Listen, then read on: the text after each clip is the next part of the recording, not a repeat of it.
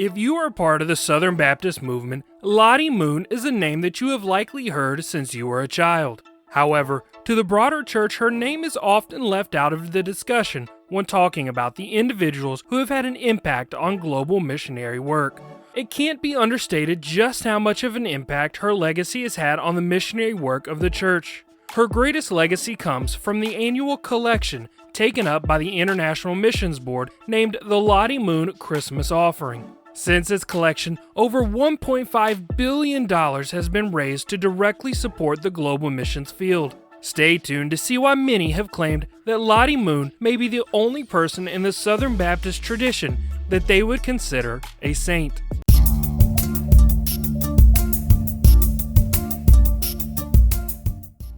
Charlotte Diggs Moon, who was referred to by the nickname Lottie for the rest of her life, was born on December 12, 1840. Born to a family of affluent parents, mother Anna Marie Barclay and father Edward Harris Moon, she grew up on her family's ancestral 1,500-acre tobacco plantation called Viewmont near Scottsville, Virginia. Although her parents were devout members of the Scottsville Baptist Church, it did not stop them from owning 52 black slaves to run their plantation. Lottie grew up with 5 sisters and 2 brothers. Contrary to the mentality of the day, her parents had a very progressive mentality when it came to educating their children, even the girls of the family. Education was encouraged very early on, and her oldest sister, Aurena, helped lay the way for Lottie to pursue a strong education. Alongside education, their parents encouraged her brothers and sisters to be involved with the Baptist faith. Although Lottie would take upon traditional education quickly, she would not do the same for her faith. Early on, Lottie was known for playing pranks in order to get out of going to church with her family. Her family dynamic would change in 1853 when, at the age of 13, her father Edward passed away in a riverboat accident. This death forced her mother Anna to take over the operation of the family plantation. With her older sister Aurena beginning her studies at Troy Female Seminary in New York, Lottie also began her formal studies during high school at the Baptist-affiliated Virginia Female Seminary. During this time, she would meet a teacher by the name of Crawford Howell Toy. He would become a prominent teacher in the Southern Baptist movement, eventually becoming a professor of Old Testament studies at the Southern Baptist Theological Seminary. As her teacher, he noticed that she was a great student, picking up her studies quickly and at a high level. He noted that she had impeccable writing and speaking skills, as well as a great grasp of the English language. After graduating, Lottie would move on to studies at the Albemarie Female Institute in Charlottesville, Virginia. Up to this point, although nominally Baptist, she had not developed her faith at a very deep level. This would change when she met a man by the name of John Brodus, one of the founders of the Southern Baptist Theological Seminary. At the time, John was a pastor at the Charlottesville Baptist Church and was leading revivals in the Charlottesville area where Lottie was going to school. It was at one of these revivals where Lottie would be moved to give her life to Christ. John would perform the baptism on Lottie and would later state publicly that he believed her to be one of the best educated and most cultured women in the South. This experience cultivated a further passion inside of her to take her pursuits of her faith to a deeper level. But just because she began pursuing her faith further did not mean she would sacrifice any of her formal education. She would learn Latin, Greek, French, Italian, Spanish, and Hebrew while in school. In 1861, at the age of 21, Lottie Moon would become one of the first women to be awarded a Master of Arts degree by a Southern institution. However, there was also another major thing happening in 1861, that is, the American Civil War. As previously stated, her family owned and operated a plantation which owned 52 black individuals. It should be no shock then that Lottie was a supporter of the Confederacy. She espoused many of the ideas that the average Southerner spoke about during this time, speaking about the Union as bullies trying to change the way that things were in the South. But through her writings, there became a sense that she less supported the South and the cause they were fighting for, but rather, she just didn't think it was a big deal. She didn't spend any time defending the biblical stance on slavery like other religious leaders in the South were doing. Rather, growing up with slaves as a major part of her life, it doesn't seem that she ever really thought deeply about the issues the anti-slavery activists were presenting. It seemed that she never really understood the injustice that owning slaves created. Another way that we know her interest wasn't in the Southern movement was that after 5 years, when the Civil War had come to an end, she almost never talked about it in her writings. She moved on as if nothing serious had happened. After the war was over, she left her family's plantation and began a teaching career.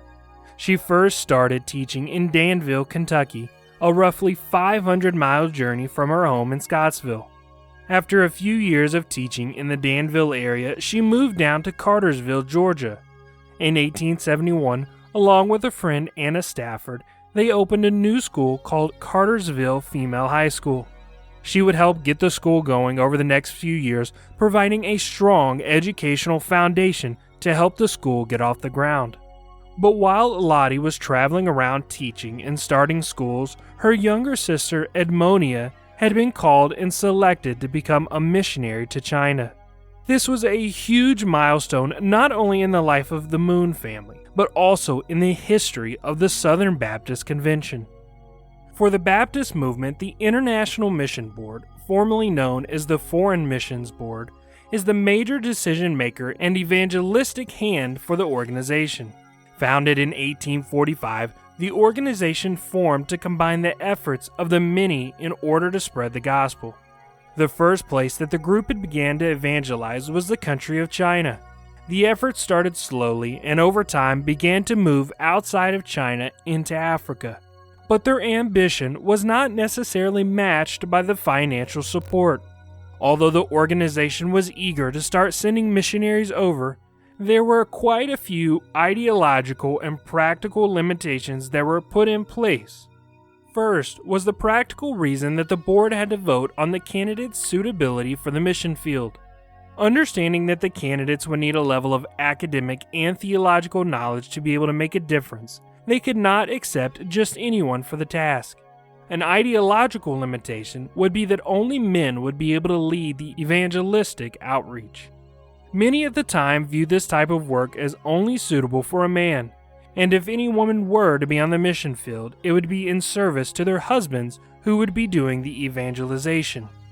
However, in 1849, the board appointed Harriet A. Baker to China as the first unmarried woman. Unfortunately, her time did not work out, and she returned back to the U.S. after a couple of years. For the next 2 decades, the board did not appoint a single woman into their overseas missionary organization, stating that women were not fit to serve overseas. But this is where we pick back up with Lottie Moon and her relationship with the missions board. While Lottie was in Georgia, she received word that her sister Edmonia had been given an opportunity to serve overseas in China. We aren't sure if Lottie had previously wanted to take on a mission role but didn't have a position to do so, or if this was a decision she only made around the year 1873. But it was on July 7, 1873, that the Foreign Mission Board officially appointed 32-year-old Lottie as a missionary to China. As an unmarried woman, there were still several restrictions in place, but nevertheless, it was still a big deal that she was able to take on this new role. Since she was a single woman, she was tasked with taking on a teaching role in the North China mission stations.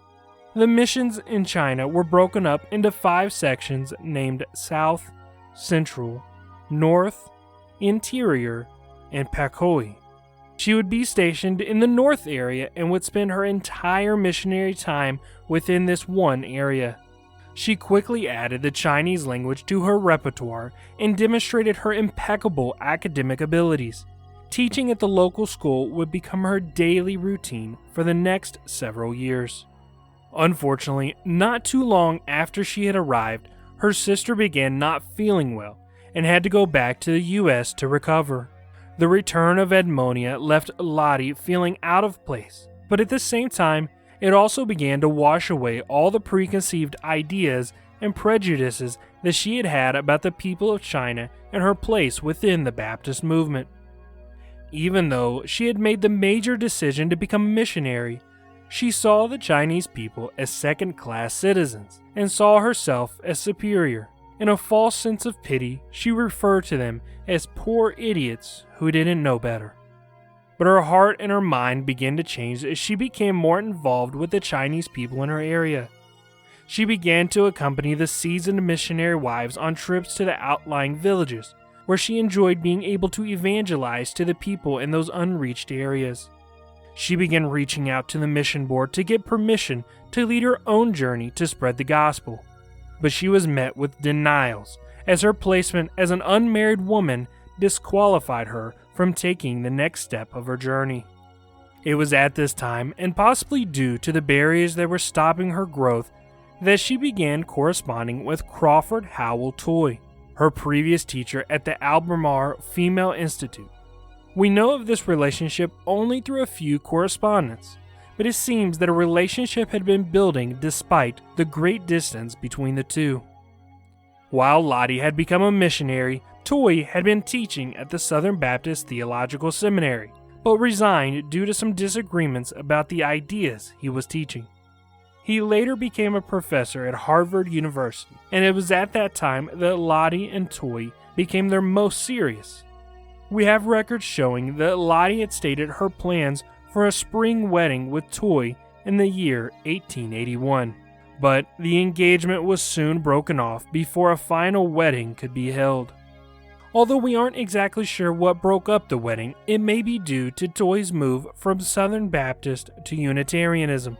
It could also be Lottie's decision to stay in China, which either meant Toy did not want to go to China as a missionary, or Toy wanted Lottie to return back to the U.S. after the wedding. Either way, this decision to cancel the wedding would be the last recorded love interest that she would be involved with, turning all her efforts into her missionary outreach of the people of China. At this point, Lottie spent several years teaching kids. She didn't have any family with her, and she broke off her engagement. Needless to say, she began to feel stuck in her position and wanted to lead her own missionary journeys to spread the gospel. But no matter how much she wrote the missionary board, she was not given the authorization to start her own group. She began to feel oppressed in her position and began feeling like she was not seen as equal to the other missionaries around her, even with her vast educational experience. This culminated in a letter she wrote titled The Women's Question Again in 1883, where she outlined a defense of women's place in the church and its missions. Lottie would finally be done sitting on the sidelines, and in 1885 would officially leave the school she was working at and head to the interior of the wilderness to spread the gospel and evangelize to those who had not already heard the gospel of Christ. This came at a great cost, as she had to give up her teaching salary and solely live off the money the mission board could provide. However, at the time, the missionary board was in massive debt, and had still not been able to raise enough money to support the amount of work that the missionaries were already doing. This meant that she would only be able to count on a small contribution from the missions board, and would have to live off of what the Chinese converts would provide her to help her sustain herself. But although this change impacted her deeply, it was something she was very glad that she had done. Lottie's impact would not go unnoticed in the mission field of China. In a report from the Southern Baptists in China, they noted she was a major agent in opening up the 4th station in North China in the Pingdu area. They stated that she played a major part in the educational work and led both men and women to Christ. Of note was helping to lead to Christ a man by the name of Pastor Lee, an evangelist who converted between 4,000 to 5,000 souls. This goes to show how impactful her evangelism had been. She reached thousands of Chinese people during her ministry, both directly from her teachings and indirectly through her discipleship. But this new mission field came with a cost. Any comfortability she thought she had was now gone, and any help she thought she would be getting from the missions board would soon be depleted. With the continued lack of collections from the Southern Baptist Convention, Lottie took a more active role in trying to raise money. Lottie wrote to persuade people to see the importance of providing help for missionaries like herself. But at the time, many had a warped mentality about the mission field. The mentality for those at home was go to the mission field, die on the mission field. This made it difficult to not only draw people to the mission field, but also to have people put money towards something they didn't feel had any real impact on themselves. Due to this mentality and the lack of support of the Americans back home, Lottie's allowance as well as those in her same situation was cut down drastically. This caused much frustration from those on the mission field, and although she had made connections with the locals who were helping to support her, this loss in funding made it even harder to make an impact in the Chinese area. But Lottie would not stop, and if the mission board wasn't going to help, she was going to take things into her own hands. She began a campaign that focused on reaching out to the women in the Southern Baptist movement. Even though Lottie had been able to make a large impact as a single woman, the women at home were still mostly seen as observers of their faith, not necessarily leaders. Because of this, many women refused to help or to join the mission field because they simply didn't believe that was part of their role in their faith or society. However, as Lottie began reaching out to those women and encouraging them to make an impact however they felt they could, changes began to happen. The first outcome of this was the creation of the Women's Missionary Union. This group would be the hands for Lottie, who would help spread her encouragement and make people aware of the need for people and money to go to the mission fields in China. But Lottie became a household name for an idea that she put together during this time in her life. In 1887, she began to put forth the idea of making the week before Christmas to be established as a time to give to foreign missions. This was a bold move, but the connection to the time of year when people were already in the generous mood was a great idea. The Women's Missionary Union would be the one who helped initiate, plan, and collect the proceeds from this new event. In 1888, everything finally came together, and the first official Lottie Moon Christmas Offering took place. Many different churches were involved in the movement, and in total, they were able to raise $3,315, roughly $110,000 in 2024. This resulted in the ability to send 3 new missionaries to join Moon in China. With the success of this first Christmas offering, Moon was reminded once again how important it is to still be in communication with her friends and family back home. At this point, she had been in China since 1873 without any visitation from family and never having left China herself. But in 1892, after 19 years of missionary work, she decided to go back to America for a visit. She had begun to see the importance of making these trips back home as she saw people around her working themselves into the grave, and she began to see missionary work as a death sentence if not done properly. But this visit back to her home, built off the work she had done with the Women's Missionary Union, was a great success. Not only was she able to visit her family, she reconnected with many of her friends she was unable to stay in contact with. But as much as this time was an ability to rest and relax, she also spent much of her time speaking to groups about the work she and others were doing in China. The first-hand reports of her work were much more persuasive than letters or sermons put together by people who had never been on the front lines of the missionary work. Her visit had solidified her mindset that missionaries should have regular visits back home to America to rejuvenate the missionary work.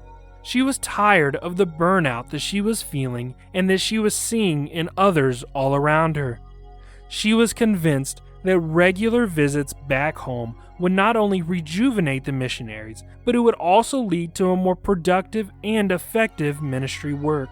After returning to China, she began encouraging those around her to visit home for short periods, and 10 years later, in 1902, she would visit America again. This would set the pattern that many others would follow, with a break in service every 10 years of missionary work. This rejuvenation would be extremely important for Moon, as she would be going back into China during the most volatile times in China during her entire ministry.